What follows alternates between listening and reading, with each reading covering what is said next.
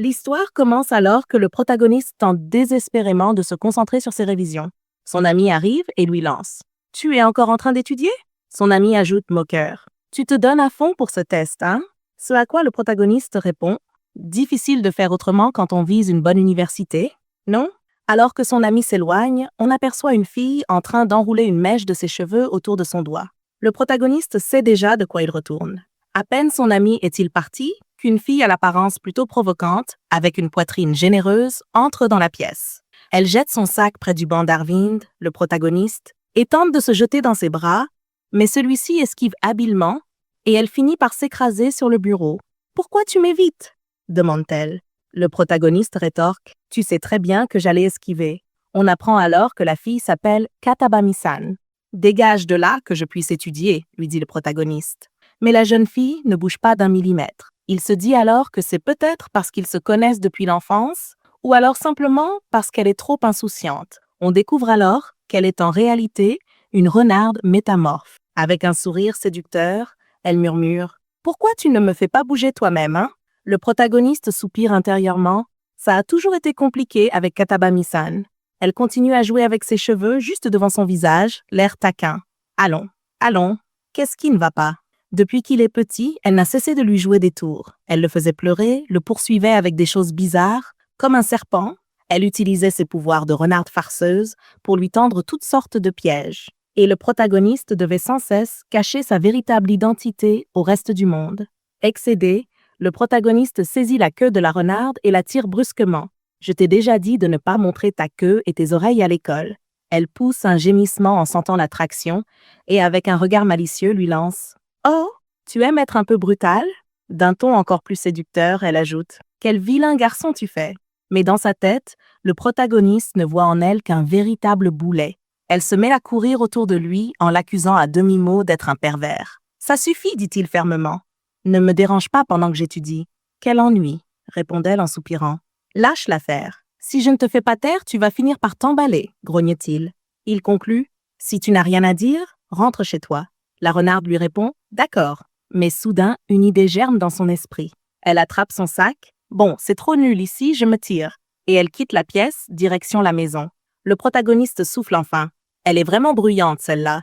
Mais bon, au moins elle est partie. Puis il se fige un instant. Elle est partie un peu trop facilement, non? Pris d'un doute, il se lève de sa chaise et sort vérifier. Je réfléchis trop. Mais gérer Katabami, quelle plaie. Il se sent tout de même un peu coupable.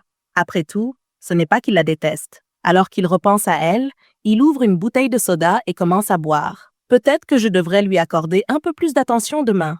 Mais alors qu'il boit, on découvre que la bouteille de soda est Katabami transformée. À cet instant, elle est littéralement en train d'embrasser notre protagoniste. Quand il réalise ce qu'il vient de faire, son visage devient cramoisi. En face de lui, la renarde affiche un sourire espiègle. « Oh là là, tu viens de m'embrasser sur la joue, » dit-elle d'un ton taquin. Ce jeune homme est vraiment coquin. Le protagoniste en avait enfin assez. Il déclara qu'il ne pouvait plus étudier à l'école. Alors il rentrait chez lui. La fille, surprise, lui demanda s'il partait déjà. « Déjà ?» dit-elle. « Allez, viens t'amuser un peu. » Mais le protagoniste refusa et poursuivit son chemin. Elle insista. « On pourrait traîner quelque part, faire un karaoké, aller au parc, pêcher des écrevisses, n'importe quoi. » Il la fit taire sèchement. « Pour ce moment-là, j'ai préparé quelque chose de spécial, » déclara-t-il. Il sortit de son sac une boîte à poissons. À la vue de cette boîte, elle fut soudain toute excitée. Sa queue et ses oreilles jaillirent d'un coup. « Cache tes oreilles et ta queue, » ordonna-t-il en lui tendant les sushis. Pendant qu'elle les dégustait avec plaisir, lui prit la fuite en direction de chez lui. Un peu plus loin, le protagoniste pensa « Elle ne me suit sûrement pas cette fois. » Son esprit revint à ce moment furtif. Ses joues étaient si douces quand je l'ai embrassée. Puis il se reprit « Ne te laisse pas avoir, c'est une sournoise. » Mais à peine eut-il terminé cette pensée qu'elle apparut devant lui. « Alors, ce baiser t'a rendu aussi heureux ?» dit-elle. « Que dirais-tu d'un autre ?»« Sale renarde, » répondit-il. Un nouveau jour commença à l'école. Le protagoniste se sentait bien aujourd'hui. Il déclara avoir réussi à résoudre une vieille épreuve difficile. Pendant ce temps, la renarde, elle, s'amusait à faire des bêtises en l'observant. Le protagoniste se dit « Tant qu'il n'y a pas de bruit inutile, tout ira bien. » Mais elle fit justement du bruit en le regardant. Il la reprit aussitôt et elle tenta de cacher en vitesse son jouet. Finalement, il l'invita à entrer. « Je reporterai ton débit à demain, dit-il mystérieusement.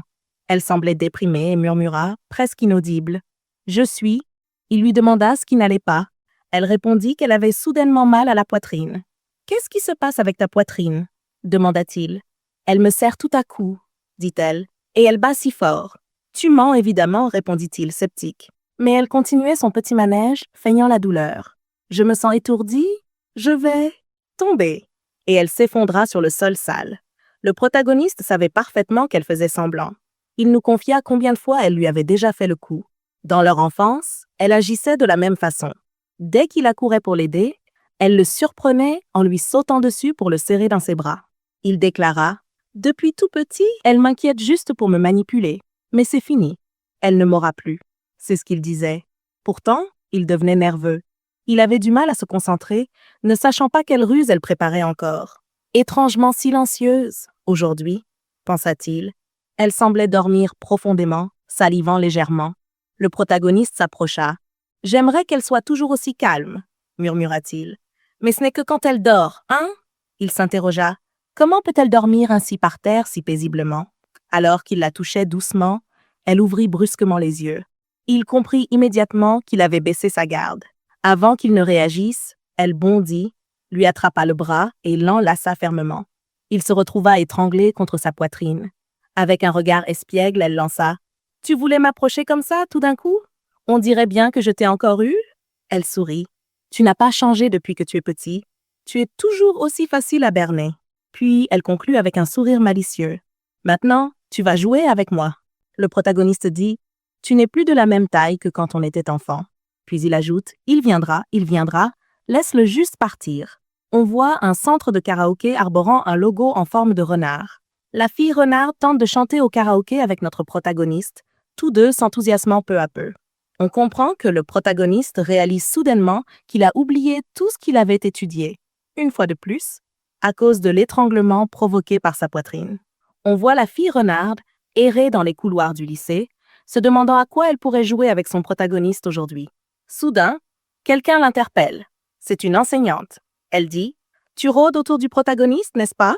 Puis elle ajoute « Ne traîne pas au lycée après la fin des cours. » La renarde acquiesce avec un sourire malicieux alors que l'enseignante s'éloigne. C'est là qu'elle trouve son idée pour aujourd'hui. Le personnage principal est en classe, en train d'étudier les mathématiques. Il tente de résoudre un problème avec une méthode différente. Alors qu'il est concentré, la porte s'ouvre. L'enseignante de tout à l'heure entre dans la salle. Elle dit « Tu n'es pas encore partie du lycée ?» Le protagoniste la regarde. Elle poursuit « Tu restes encore après les cours, hein? Ne reste pas trop tard. C'est embêtant. » Le protagoniste s'excuse. Elle lui lance alors un regard malicieux. « Alors, c'est lequel? Lequel te bloque? Je vais t'aider. » Le protagoniste accepte. Elle lui dit alors « Tu étudies trop, tu sais. Les élèves apprennent mieux quand ils s'amusent un peu de temps en temps. » Le protagoniste affiche un air blasé. Elle insiste. « Laisse-moi t'apprendre à t'amuser, ça te dit? » Il refuse poliment. Le protagoniste pense « Elle est généralement plutôt sombre, du genre à trouver que les garçons qui ne font que s'amuser sont des déchets, alors qu'un vrai mec doit être capable de faire du calcul mental comme si de rien n'était. » Mais il sent que quelque chose cloche. Il pense soudain que c'est pas vraiment la professeure. Il se dit « Attends, ce serait elle? Elle aurait pris son apparence? » Il remarque que la soi-disant enseignante ignore qu'il l'a démasquée.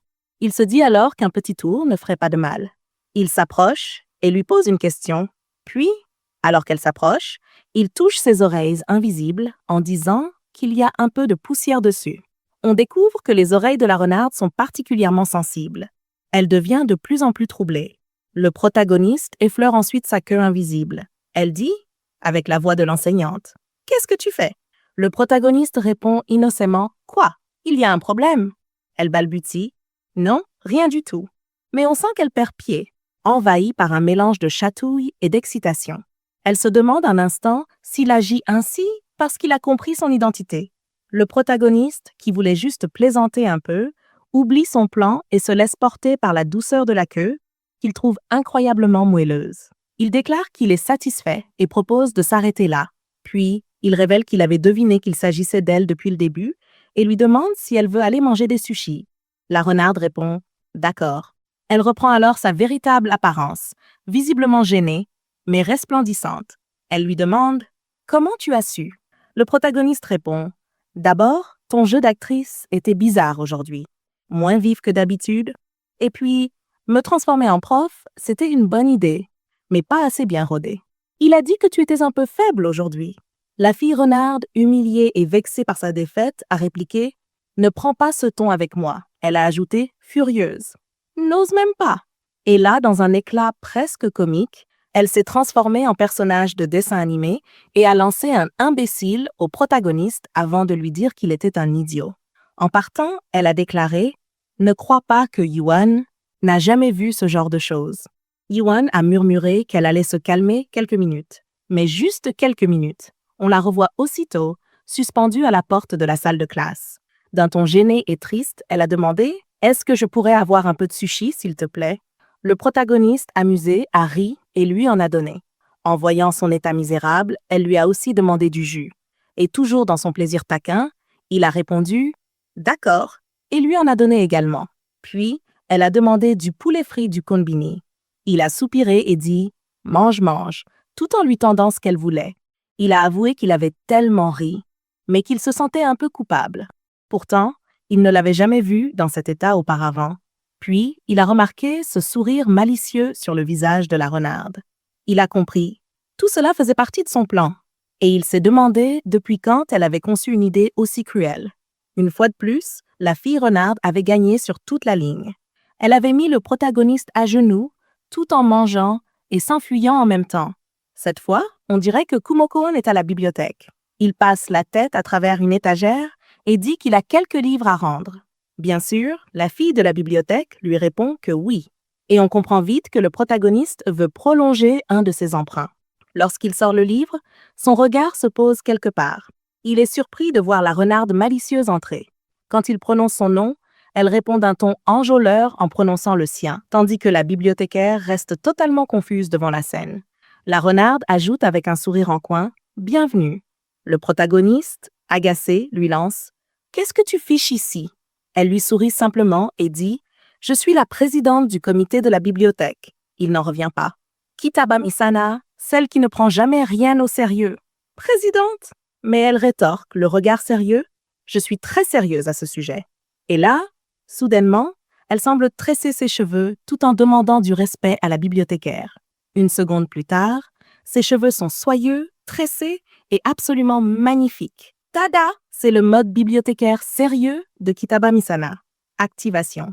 Elle en est très fière, tandis que le protagoniste se contente de penser « Accepte juste que ton apparence n'a rien à voir avec ça. » Il pose le livre sur la table et dit « Bon, tant que tu fais ça sérieusement, prolonge ce prêt. » Elle met ses mains devant sa bouche, pensive, puis répond, un peu gênée. « En fait, je sais pas comment faire, alors prends-le juste. » La bibliothécaire lève la main. « Senpai, je vais m'en occuper, alors ne donne pas nos livres comme ça. » Bien sûr, la fille renarde n'avait dit ça que pour plaisanter. Elle se tourne vers la bibliothécaire et rigole. « Tu es tellement sérieuse, aha !» On observe alors le protagoniste qui essaie de lui expliquer que la présidente doit être responsable, donner l'exemple, blablabla. Pendant ce temps, quelqu'un commence à mâcher bruyamment de la nourriture. Des sons croustillants résonnent dans toute la pièce. La renarde malicieuse la regarde et dit « Tu dois arrêter d'en rajouter pour ton assistante. » Le protagoniste lui dit ça en se tournant vers l'origine du bruit. Elle se lève alors, s'excuse et lui demande d'attendre. Le protagoniste se met à réfléchir, elle est devenue sérieuse. Mais qu'est-ce qui se passe exactement? Le protagoniste dit à la bibliothécaire « Désolé pour elle. N'hésite pas à lui dire de prendre les choses au sérieux. » La bibliothécaire reste bouche bée face à ces paroles. Elle réfléchit.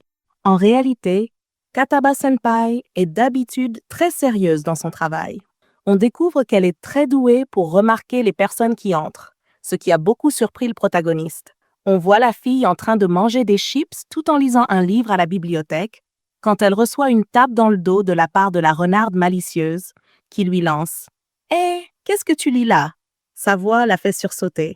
On observe ensuite la renarde qui s'excuse en disant qu'elle comprend parfaitement à quel point la lecture peut donner envie de lui donner une claque. Elle lui dit « Mais tu sais, malheureusement, les règles sont les règles. » La fille réplique « Attends une seconde, ce sont les nouvelles saveurs » en regardant le paquet. On l'entend ajouter « Tu vois comment elle garde une ambiance légère, Même en donnant un avertissement, elle ne veut gâcher la journée de personne. La bibliothécaire semble assez impressionnée par elle et dit au protagoniste « Je ne suis pas très douée pour parler, alors elle m'aide vraiment. Je la trouve formidable. » On la voit ensuite sourire et rire avec cette fille. Le protagoniste commente « On dirait qu'elle sait être sérieuse quand il le faut. » Mais à peine approche-t-elle du protagoniste que sa personnalité semble basculer. Il lui dit simplement qu'elle a fait du bon travail. On la voit alors afficher un grand sourire en sortant le paquet de chips. Il semble qu'elle ait discuté avec la fille et qu'elle ait réussi à mettre la main sur le fameux paquet. Le protagoniste est assez surpris, tout comme la bibliothécaire, qui pense « Et tu les as vraiment pris ?» tandis qu'elle s'éloigne en faisant un signe de revoir à la fille. Le protagoniste et la bibliothécaire partagent la même pensée. Impossible de dire qu'elle laisse passer une opportunité. C'est une vraie renarde. Et c'est aussi ça qu'ils aiment chez Katabamisana Senpai. Alors qu'elle fait un signe en direction de la bibliothécaire, elle dit « Bon, il ne reste plus qu'à fermer. Tu peux rentrer. » La bibliothécaire la remercie. On la voit ensuite essayer de verrouiller la porte et le protagoniste sort avec elle. Dans le couloir, elle marche en croquant joyeusement ses chips. Elle semble perdue dans ses pensées. Puis, elle demande au protagoniste « Tu en veux ?» Il répond simplement « Non ». Le protagoniste lui avoue qu'il s'est trompé sur son compte, qu'il l'a mal jugée et qu'en réalité, il n'a fait que la gêner. Ces paroles la surprennent beaucoup, au point que ses oreilles apparaissent soudain. Alors qu'il s'apprête à s'excuser, elle se transforme en renarde, disant « Ne me dis pas que tu étais seule ?» Le protagoniste rougit et rétorque « Non, peut-être que j'étais dans tes pattes aujourd'hui, mais je voulais surtout dire que si tu étais toujours comme ça, ce serait bien plus simple pour moi. » Elle défait alors sa tresse et sa longue chevelure de renarde se déploie avec grâce. En posant de façon théâtrale, elle déclare « Le mode habituel de Katabamisana est activé. Je suis de retour. » Elle s'accroche au protagoniste, lui glisse « Tu te sens mieux, maintenant que je suis redevenue normale ?» Sa queue effleure doucement le protagoniste, qui lui dit « Allez, arrête d'enrouler ta queue autour de moi. » Évidemment, elle recommence aussitôt. Le protagoniste soupire « D'accord, oui, je me sens mieux. » Et elle répond avec un petit rire. « Eh, tant mieux. » Pour être honnête, comme Okoan, elle a aussi un côté vraiment attendrissant. On aperçoit alors la renarde assise en train de fredonner un air folklorique, disant « Passons un moment ensemble. » Tandis qu'on la regarde, on se demande « Où est-il passé ?» On découvre alors son dos juste devant elle, accompagné de son sourire rusé et de ce regard malicieux, encadré par sa magnifique chevelure de renarde. Le protagoniste, qui vient à peine de se frotter les mains en entrant dans la salle de classe, dit « Bon, je suppose que je vais devoir rentrer chez moi. » Alors qu'il s'approche de son sac pour le ramasser, on remarque aussitôt que son poids est anormalement élevé. Il vacille presque en arrière. Il ne comprend pas pourquoi ce sac est aussi incroyablement lourd. « Ce truc n'est pas réel, » murmure-t-il. Un filet d'air s'échappe du sac, laissant entrevoir un symbole imprimé étrange. Le protagoniste lance alors « Il pèse une tonne ». Soudain, dans un nuage dense de fumée, la renarde révèle sa véritable forme. Un sourire espiègle aux lèvres, elle prononce le nom du protagoniste en l'enlaçant. « C'était donc toi, Kitaba Mizana » dit-il entre surprise et résignation. Elle colle sa poitrine contre son dos, l'air faussement outré. « Qui est-ce que tu traites de lourde, hein? C'est franchement impoli. » Le protagoniste pense aussitôt. « Ses seins touchent mon dos. » Elle grimpe sur lui malicieuse. « Petit vaurien » lance-t-elle, avant de lui mordiller la tête. Le protagoniste pousse un cri étouffé. Elle s'agrippe à lui, presque assise sur son dos. « Tellement lourde, gémit-il. Tu le redis encore? Pourquoi? Ah, je vois. S'il te plaît, descends, la supplie-t-il. Un sourire rusé étire les lèvres de la renarde. Oh, maintenant que je suis là-haut, elle l'attrape par la tête, qu'elle coince entre ses cuisses. Embarrassé, il tente de détourner le regard, tandis que sa poitrine se balance juste au-dessus de lui. Donc, pousse-toi, dit-elle, s'adressant au protagoniste d'un ton presque impérieux. Le protagoniste, gêné et incapable de se libérer, lutte autant contre la situation que contre lui-même. Et en guise de punition, « Tu rentreras à la maison dans cette position, dit-elle avec un clin d'œil. C'est bien trop cruel, proteste-t-il. Il pense alors, attendez, qu'est-il arrivé à mon vrai sac? Une fois de plus, la renarde a gagné. Et le protagoniste est une fois de plus humilié. La nuit est tombée. Le protagoniste, plongé dans ses cahiers, soupire. Voyons, comment on utilise déjà cette formule? Dehors, sur le balcon, la renarde l'observe avec un regard intrigué, presque spectral. Ses yeux pétillent d'un éclat étrange. Non, ça ne va pas. Qu'est-ce que je fais de travers? Se murmure-t-elle, les yeux rivés sur lui. Le matin suivant, le protagoniste s'éveille en retard. Je ne peux plus perdre une seule minute. Mais en se levant, il aperçoit la renarde, tranquillement assise sur le rebord. Puis, sans prévenir, elle s'installe de tout son long sur ses genoux. Bonjour, dit-elle doucement. Et si je te montrais un raccourci? Avec son sourire en coin et son regard malicieux, le protagoniste sent le piège venir. J'ai un très mauvais pressentiment. Mais bon, d'accord. Elle lui prend la main avec entrain. Allez, viens! On bouge, on y va! Et la voilà qui commence à courir, entraînant le protagoniste avec elle. Attends!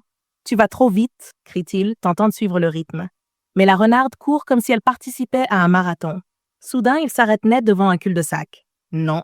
Elle était là, juste une seconde auparavant. En prononçant son nom, il sent un petit doigt le tapoter depuis les hauteurs. Elle est là, assise sur une barrière, sa queue et ses oreilles bien visibles. Je suis ici haut. Et toi, tu montes ou pas? Le protagoniste grimpe tant bien que mal. C'est haut, quand même. Allez, viens, lance-t-elle en riant. Fais attention à où tu poses les pieds. Ils poursuivent leur chemin sur les hauteurs. On y est enfin, dit-elle fièrement. Tata, voici mon endroit préféré. Elle l'a amené dans un lieu splendide.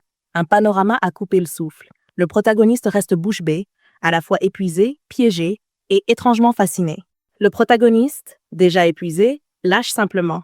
Sans blague. Rien ne semble t'inquiéter, hein? C'est Kitaba Mison, le protagoniste, habitué à ce genre de situation. Il est assis sur le banc et lui lance « J'aurais dû me douter que tu n'étais pas vraiment sérieuse quand tu disais vouloir m'aider. » On la voit lui répondre, un sourire malicieux aux lèvres. « Tu aimes cet endroit ?» Tous deux, installés côte à côte sur le banc, contemplent le paysage. Il acquiesce. « Oui, j'aime beaucoup. C'est vraiment paisible ici. » Elle caresse doucement le corps du protagoniste avec sa queue en murmurant « J'ai remarqué que tu veillais tard ces derniers temps pour étudier. » Toujours avec ce petit sourire en coin, elle poursuit « Tu as l'air épuisé. Je voulais juste te remonter un peu le moral. » C'est tout. La seconde suivante, on la voit saisir le protagoniste et le poser délicatement sur ses cuisses, l'endormant doucement en lui caressant la tête. « Aujourd'hui, je t'offre un traitement spécial.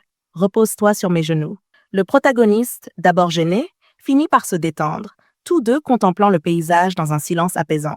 Elle murmure alors « Tu te souviens du contrôle de l'autre jour? Après l'avoir rendu, tu avais l'air si préoccupé. » Elle se rappelle l'avoir vu soucieux, presque absent. Elle avait même tenté de le taquiner, sans obtenir la moindre réaction. Ce n'était ni de la colère, ni de l'agacement, plutôt une profonde tristesse. Elle l'avait observé s'éloigner vers chez lui, l'air abattu. Elle serre alors le protagoniste contre elle, posant sa poitrine contre sa tête. « Je me suis dit que tu t'étais déjà préparé à la punition. » Gêné, il lui répond aussitôt. « Attends, laisse-moi t'expliquer. » Puis il ajoute « J'essaie juste de donner le meilleur de moi-même à l'école. Mais parfois, je me laisse submerger. Je me pousse trop loin. Mais honnêtement, je me sens mieux maintenant. » Il regarde autour de lui, apaisé. C'est vraiment un endroit magnifique. Il lui confie alors à quel point cela lui fait du bien qu'elle prenne soin de lui. Gênée à son tour, la renarde détourne un peu le regard avant de lancer d'un ton espiègle. « Eh bien, prépare-toi, parce qu'on va à l'école cette fois. »« Quoi ?» pense-t-il surpris. On la voit alors attraper le protagoniste par le col avec ses dents, le porter et se transformer en sa véritable forme avant de s'élancer à toute vitesse. Ils arrivent à l'école avec un peu d'avance. Le protagoniste, encore un peu secoué, la remercie pour le transport. Elle, souriante, répond « Parfait !» En guise de récompense, « Je prendrai beaucoup de sushi. Compris ?» On observe les corps couverts de sueur de toutes les personnes présentes. Toutes les filles ne portent que leurs sous-vêtements, trempés de transpiration. Elles se plaignent, exténuées. Avoir sport en 6e heure, c'est vraiment l'enfer. Parmi elles, on remarque la fille renarde. Elle examine sa propre poitrine, ce qui laisse les autres complètement sidérés. Les filles, entre deux soupirs, essaient de se voler leur spray corporel. Et alors que toutes les têtes se tournent vers elle, l'une d'entre elles s'approche, un sourire espiègle aux lèvres. « Je vois que t'es toujours aussi occupé, hein? Allez, arrête un peu. Ne les touche pas, » répond la renarde d'un ton agacé. Quelqu'un sort alors son téléphone. « Hé, regardez ça !» lance-t-elle. Tout le monde se penche vers l'écran. On y voit un sushi complètement délirant. Ils appellent ça le Typing Inari. Ça a l'air incroyable. Et en plus, le resto est juste à côté du lycée. On voit la fille renard baver devant l'image, les yeux brillants. Elle adore le sushi. Puis, soudain, elle panique. Mince, on va être en retard pour la première heure. Elle s'éclipse précipitamment, tandis que les autres filles prennent la direction opposée. Elle trouve une excuse pour s'éclipser, mais on comprend vite qu'elle suit son propre plan. On la retrouve ensuite dans la salle de classe où est assis le protagoniste, seul à sa table. Tous les regards se tournent vers elle. Une fille l'interpelle. « Bébé, on va tester le resto de sushi dont on parlait. Tu viens ?» Elle refuse poliment. « Je vais devoir passer mon tour cette fois. » Le protagoniste, lui, a entendu leur conversation. Elle se contente de dire qu'elle n'a pas très faim. Les filles s'éloignent en lui lançant des A+, mais le protagoniste remarque aussitôt quelque chose d'étrange. Elle se retourne vers lui, et elle est littéralement en train de baver, à 2 doigts de révéler sa vraie nature. Elle se transforme presque sous ses yeux, obsédée par l'idée du poisson. Évidemment, se dit le protagoniste. Elle est une renarde. Alors, c'est un mensonge? Il l'interpelle. Katabamisin, tout va bien? Mais elle ne pense qu'au sushi. Elle s'essuie la bouche avec sa main comme si c'était un mouchoir. Oui, tout va bien. Tu aurais dû y aller avec elle. Des soucis de couple encore? Elle répond. Non, juste fauché. J'ai plus un sou. On la voit alors littéralement mordre le bureau du protagoniste. J'ai trop envie de sushi, je peux rien y faire. Il tente de l'arrêter. Tu pourrais arrêter de grignoter mon bureau, s'il te plaît? Mais elle continue, les yeux dans le vide, comme si elle le voyait se transformer en sushi. Le protagoniste regarde avec désespoir son bureau couvert de marques de dents. Donc t'avais vraiment faim, hein? Bah, c'est juste que j'ai eu une fringale, c'est tout. Elle s'approche lentement de lui. Ses oreilles de renarde et sa queue commencent à ressortir. J'ai super faim. Tout à coup, dit-elle en se penchant vers lui. Je me demande pourquoi. Elle continue. Peut-être parce que j'ai tout donné en sport. Et puis, j'ai vu cette image de nourriture. Ça a suffi. Elle retire alors une partie de ses vêtements pour lui montrer son ventre. Tu veux écouter? Le protagoniste rouge pivoine s'écrie. Mais, qu'est-ce que tu racontes? Elle attrape sa tête, la tire contre elle et la plaque contre son ventre. Attends un peu. T'es prêt? Et là, dès que le protagoniste touche son ventre, un bruit retentit, si fort qu'il croit que ses tympans vont exploser. Il pousse un cri de douleur. La fille renarde se met alors à rire dans sa forme féline. Ah! Ce bruit! C'était énorme, non? Le protagoniste se tint la tête entre les mains en disant « Depuis quand un mal de ventre fait un bruit pareil ?» On la voit alors lui chanter quelque chose. « Maintenant, tu comprends à quel point j'ai faim. » Le protagoniste lui répond « J'ai compris, j'ai compris. » On remarque qu'à présent, peu lui importe ce que c'est. Elle veut juste mettre quelque chose dans sa bouche. Et voilà qu'elle croque dans la boîte à outils du protagoniste. « S'il te plaît, ne mange pas ma boîte à outils, dit-il, tout en la tenant dans ses mains. Si tu dois absolument mordre dans quelque chose, prends tes propres affaires. » On voit alors son sourire malicieux s'élargir alors qu'elle s'avance vers nous. Quelque chose qui m'appartient, hein? Une seconde plus tard, elle prend le dessus, plaquant le protagoniste au sol pour s'installer sur lui. Le protagoniste, en regardant son visage rayonnant de satisfaction, murmure. « Oh non, renarde. Est-ce que... elle essaie vraiment de me manger ?» On la voit lécher le protagoniste, puis le mordre. Ce dernier devient de plus en plus rouge, de plus en plus embarrassé. Elle le mord maintenant aux oreilles, puis au cou. La fille salive sur tout le corps du protagoniste. Puis elle se redresse en disant « Je suis rassasiée ». Elle affiche son sourire narquois avant d'ajouter « Et si on rentrait à la maison maintenant ?» Comme au coup, le protagoniste, toujours allongé au sol, sanglote. « Pourquoi? Pourquoi tu ferais un truc pareil ?» Elle lui tapote la tête, répondant avec légèreté « Évidemment, parce que cette fois, tu as un repas gratuit. » On dirait bien que le protagoniste a failli se faire dévorer par cette renarde espiègle. Dans un terrain de jeu désert, 2 enfants sont assis. Il semble que ce soit le protagoniste et la fille renarde lorsqu'ils étaient petits. Le protagoniste demande à la fillette s'il peut l'appeler par son prénom. Elle, assise en face de lui, répond « Hors de question ». Le protagoniste hésite, puis demande « Bon, pourquoi ?» Aucune raison. Il insiste « Mais je trouve ça mignon. » Quoi? Berk, c'est dégoûtant. Même dans ce souvenir, on voit que le protagoniste reste un vrai froussard. « C'est pas dans tes habitudes d'être aussi direct, dit-il. » Il s'excuse, mais on sent bien qu'il va devoir lui infliger à nouveau son terrible condor de fer. « Pitié! Non! » hurle-t-elle. On retrouve le protagoniste assis en classe, l'air pensif. « Je pensais qu'elle serait déjà venue, elle est juste là, à se tortiller. C'est bizarre. » On la voit se débattre avec la porte vitrée. Le protagoniste ne comprend pas bien ce qui se passe, jusqu'à ce qu'elle s'approche de lui. Elle semble nerveuse, ce qui ne lui ressemble pas. Elle prend sa main et prononce son nom. « Désolé, je peux pas jouer avec toi aujourd'hui. » dit-elle toute gênée. Le protagoniste hésite, mais elle enchaîne. « Mais, je me demandais si tu pourrais m'aider à faire quelques courses. » Le protagoniste la fixe, un peu surpris. Elle ajoute « Je sens que tu vas dire « pas question ». »« D'accord, ça me va, répond-il. C'est pas grand-chose. Vraiment. Tu veux bien ?» Mais en réalité, le protagoniste, rouge comme une tomate, n'attendait que ça. « Laisse-moi faire. Ne te fie pas aux apparences. Après tout, je suis un homme. Ses pas résonnent comme attirés par la gravité d'un soleil. Il monte les centaines de marches, les bras chargés des sacs de provisions de la renarde. Le protagoniste, qui se sentait si confiant au départ, pense pour lui-même. J'ai peut-être eu les yeux plus gros que le ventre. C'est vrai, la maison de Katagami-san, c'est « Accroche-toi », lui lance-t-elle. J'ai l'impression que mes bras vont tomber. Le protagoniste, tentant d'oublier à quel point sa maison est perchée en hauteur et qu'elle fait toujours ses achats en gros, pense, même si normalement tu n'en achètes qu'à peu près la moitié. On l'entend alors murmurer, gêné, et les joues rouges. Oui, enfin, j'ai oublié de faire les courses il y a 2 jours, alors arrête avec ça.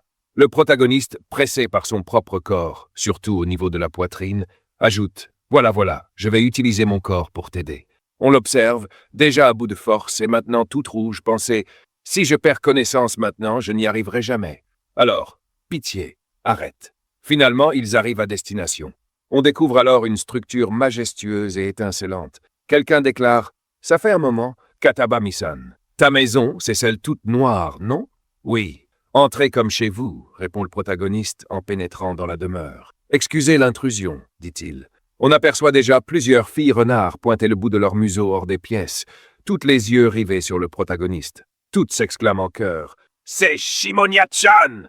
On sent la joie dans leur voix et elles se précipitent pour l'enlacer. Toujours aussi énergique, à ce que je vois. « Est-ce que tu pourrais poser tout ça, s'il te plaît ?» dit-il en désignant les sacs. Il tente de nommer la fille renard qui cherchait à s'éclipser calmement, l'appelant Katagami-san. Mais on comprend vite que ça ne marche pas. Elle s'appelle toute Katagami. Le protagoniste rougit légèrement, mais regarde cette scène avec tendresse. Puis, d'une voix posée, il appelle Tama-chan.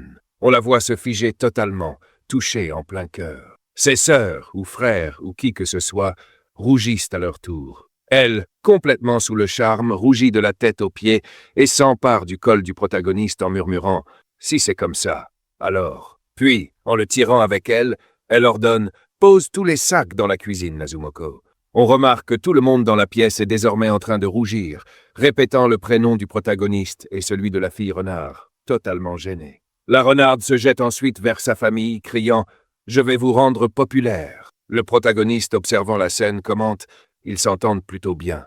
Après avoir rangé toutes les provisions, il ressort et tombe sur une véritable lutte de pouvoir au sein de la famille. Elle dit « Elle m'a eu. Je suis désolé, Najin.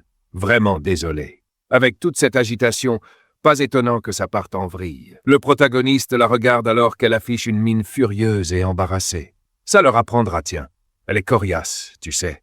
Ils te taquineront si tu réagis comme ça. D'accord, c'est ma faute, répond-il. La fille renarde sort alors quelque chose de la cuisine, un air mi-blasé, mi-amusé, en disant « Je veux dire, tu n'utilises jamais ce surnom idiot avec moi.